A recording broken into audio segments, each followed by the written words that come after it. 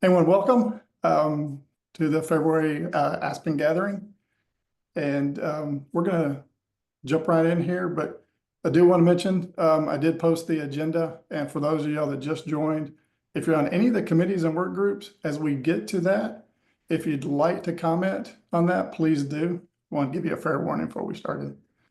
And I just wanted to do a shout out to Becky, as always, of course, PTFS, Grove, and then Mark had already mentioned the sponsored developments with Greater Manchester, Metropolitan, Minuteman, and St. Louis Obispo.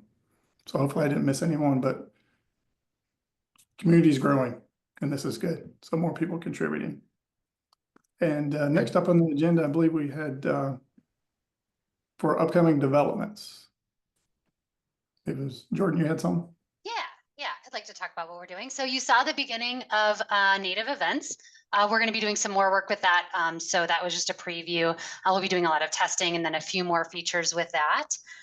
Also, series records in Aspen, there is a link to the specification for this if you're curious. That's sponsored by Swan, and it's going to make how series is used and displayed in Aspen a lot better and a lot easier to use. And then you will continue to see some more LEDA improvements. Beyond what Mark showed you today, we have a few more phases of that work coming. And then there will also be quite a few smaller things from other libraries that we've been talking to working with. So yeah, just wanted to give you a preview. If you want more information on the bigger things, like I said, those specifications are in the agenda. So thanks. Thanks, Jordan. And Mark mentioned Click and CDOC were the ones that sponsored events. So thank you. We'll update that. Yeah. And Andrew, I think there was some stuff from PTFS Europe. Yeah. Again, Andrew from PTFS would be here to talk about this, but he's having dinner with his family, so good for him. But they've been writing the community engagement module for Aspen, which is not the most clear name, but it's a tool for tracking patron completion of engagement. Boy, I'm trying to put words on this that are not. Hey, it works kind of like Beanstack, but it works kind of like Beanstack, y'all. You define a campaign and milestones in that campaign and track patron work through it. They sent along a video in which Pedro walks through the module. Give it a look. I'm excited about it. We're this close to having it ready to release. Hopefully that's next month, but we'll see how it goes. But yeah, have a look at the video. He walks through the features really nicely. I will say his video does not include the fact that you can limit access to those campaigns by patron category, by library, by patron age. These are all things that got added in the last week based on library feedback. This is a thing PTFS and Bywater are doing for Cuyahoga County. I'm gonna get their name wrong. Cuyahoga County Public Library System. I should just call them Cuyahoga. Yeah, Legume Pile.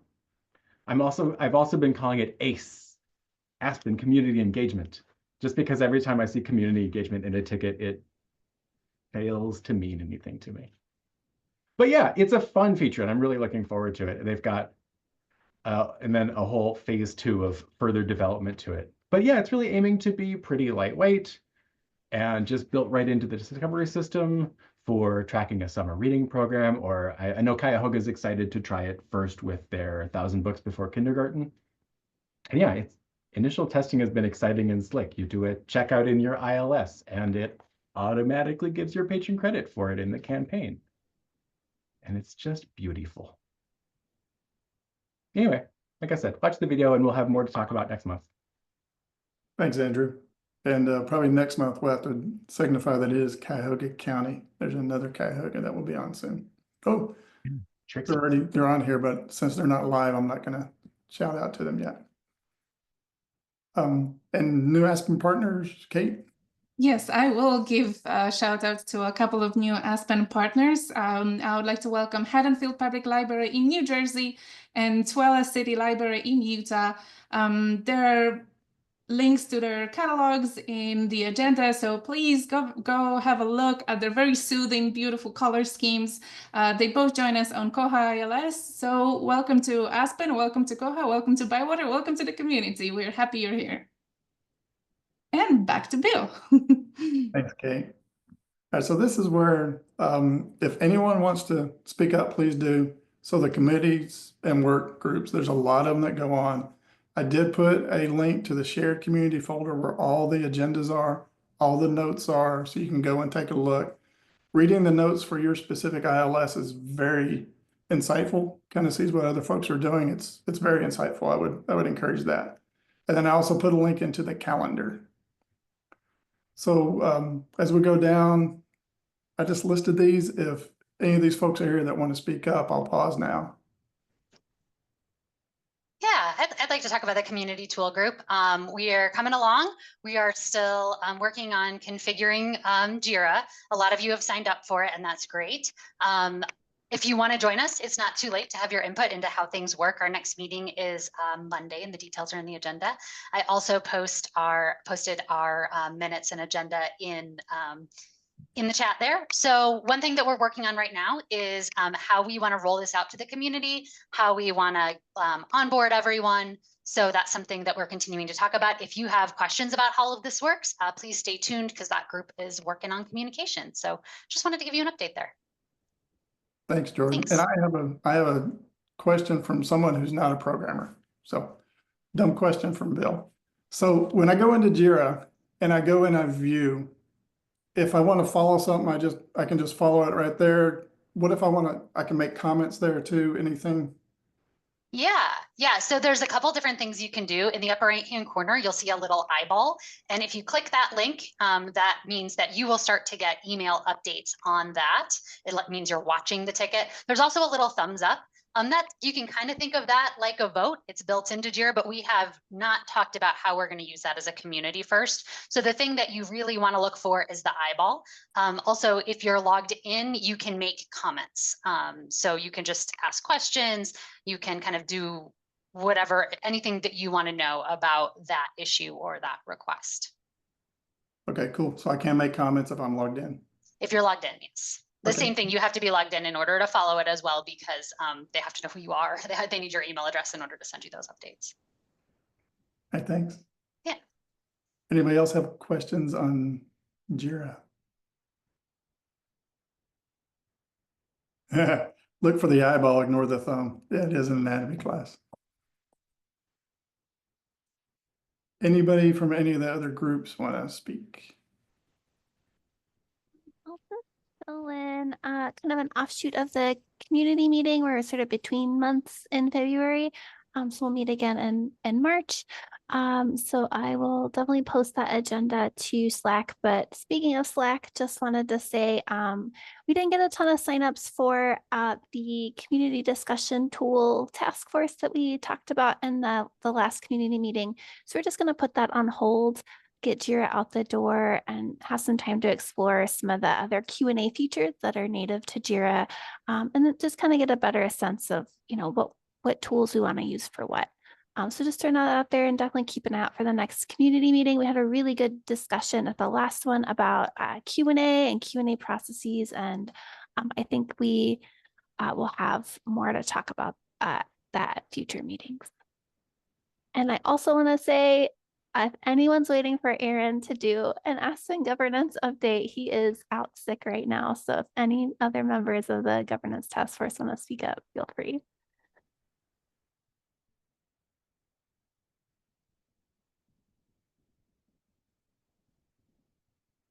Yeah, and I think I saw there wasn't a lot that was done on governance, so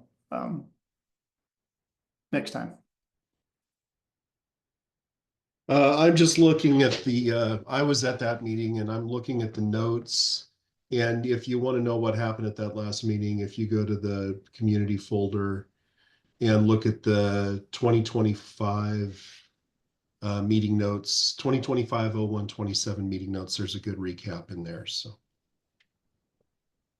Thanks, George. By the way, I like the background.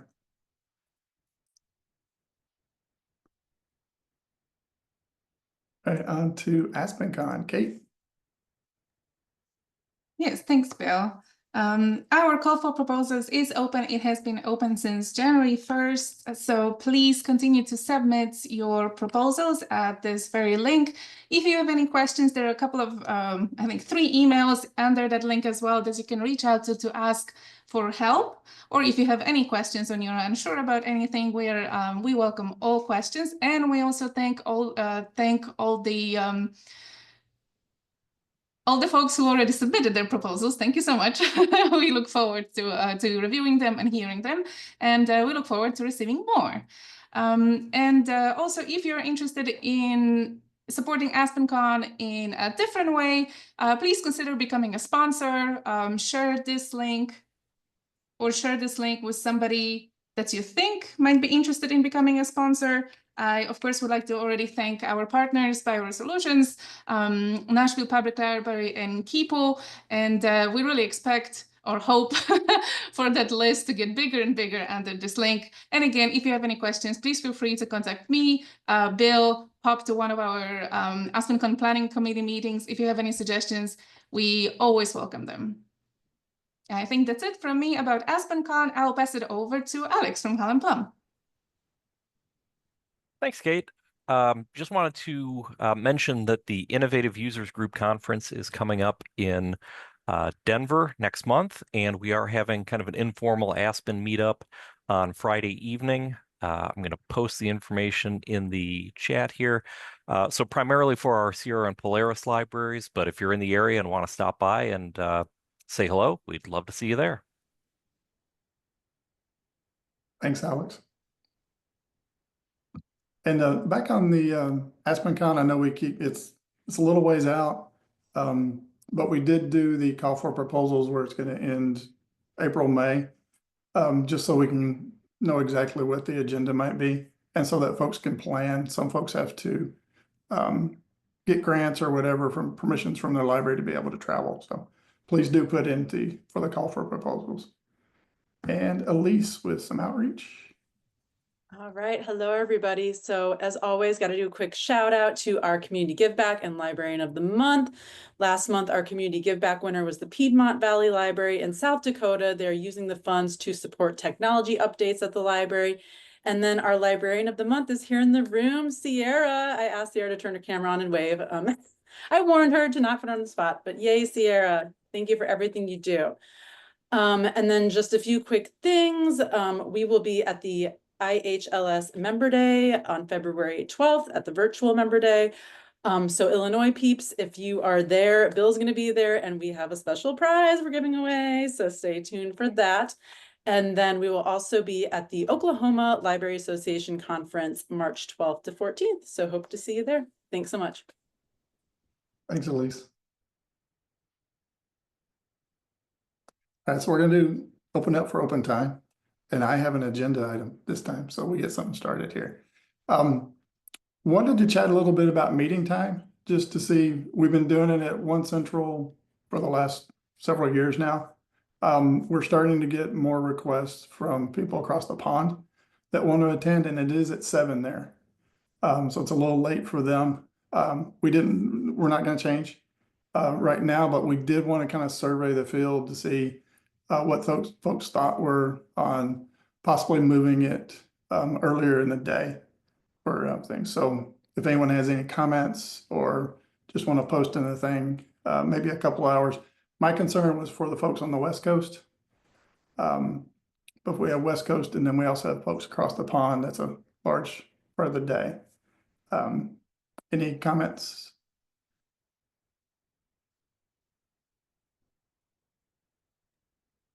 What about rotating meetings, like odd numbered months early, even numbered months later? That would be a way to build some inclusivity into everything. So that's just a suggestion. Good idea. I'm adding this at the end.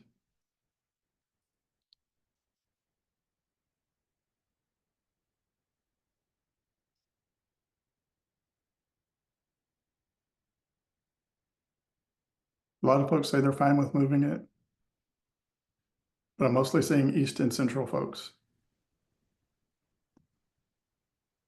really thinking of my West Coast folks out there, so if we. And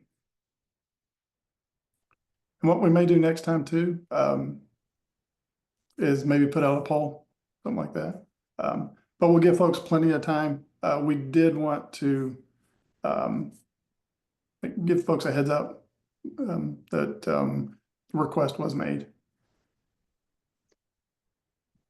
Hey, Bill, I've been thinking about this as well. And there are a lot of meetings for Aspen. And not everybody goes to every meeting because a lot of them are the ILS meetings. But what about combining this meeting with the community meeting? Or asking the community group if they wanted to do it that way, maybe having the community meeting every month, and we can have Aspen updates in an instant, the first half, and then the second half could be more of the community conversation. And then the community is still going to have the same amount of time. It would be like, oh, about half an hour every month instead of every other month. And that meeting's at 9 a.m., which for scheduling meetings, we found to work really well with, to kind of be the sweet spot. It stinks to be at 8 a.m. for West Coast, but it's not too late for our friends in Europe. Just something I've been thinking about. What are folks' thoughts?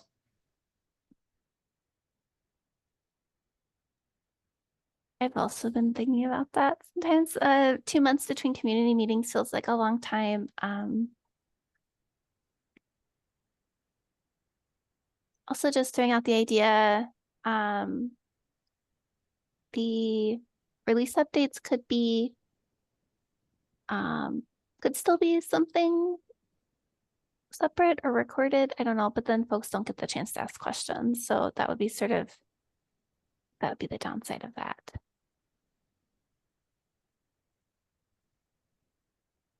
Certainly like a 1 hour monthly meeting would mean overall fewer meetings, and that's great. Any other thoughts? Fewer meetings is always great.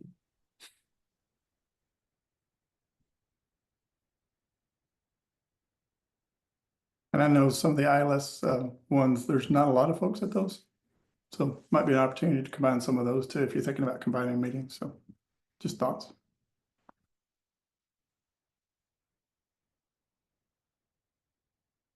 And so I definitely think this is something we'll discuss. We can kind of discuss as a group at some point to see what we want to do.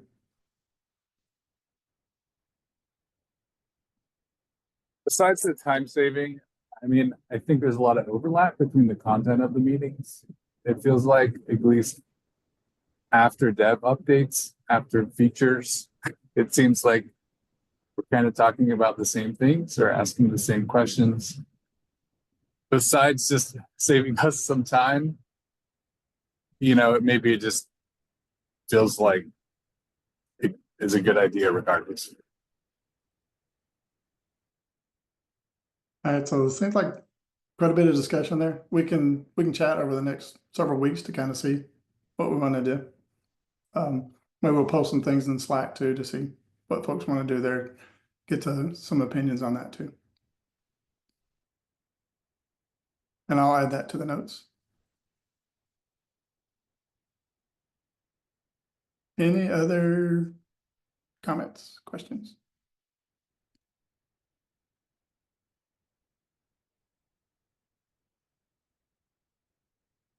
All right. See everyone next month. Thanks, Bill. Thanks.